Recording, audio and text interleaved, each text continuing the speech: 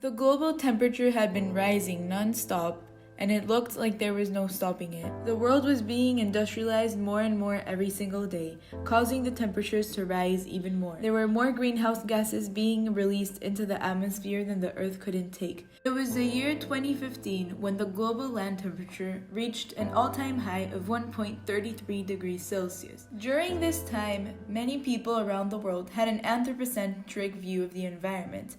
They believed that the environment was there to give them resources and that they could profit as much as they wanted to out of it. This was when the world leaders in the United Nations climate change decided that enough is enough. In the COP21 conference in Paris on December 12, 2015, 196 parties signed what is called the Paris Agreement.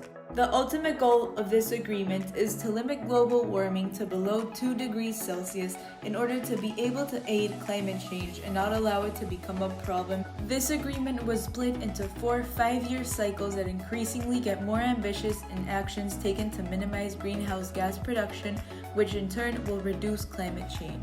The Paris Agreement took a very technocentric approach to the issue of global warming, as they are focusing on using the fast and ever-evolving technology we have in order to improve resilience to climate change and reduce greenhouse gas emissions. The Paris Agreement itself financially helps developing countries acquire these technologies so that they can reach their goals by the end of each 5-year cycle.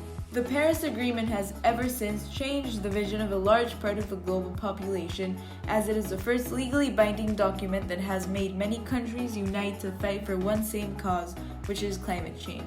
In order for all the Paris Agreement goals to be reached, an economic and social transformation needs to occur. This will all be based on and backed up with science, encouraging humanity to approach climate change with a technocentric approach in general, as they will realize that technology and science are one of the best tools that we can use to our advantage to help combat climate change. Ever since the Paris Agreement, governments have had to figure out ways to significantly reduce their amount of greenhouse gas emissions while still maintaining a functioning country. So far, new markets have risen due to the Paris Agreement and its goals. Large companies have found low-carbon solutions and are establishing goals for carbon neutrality. 25% of emissions, especially coming from the power and transport divisions, are now carbon zero, meaning that they do not produce any carbon dioxide in the process of generating energy. Leaders of the 196 parties that signed the agreement are hoping that by 2030, 70% of global emissions are zero carbon.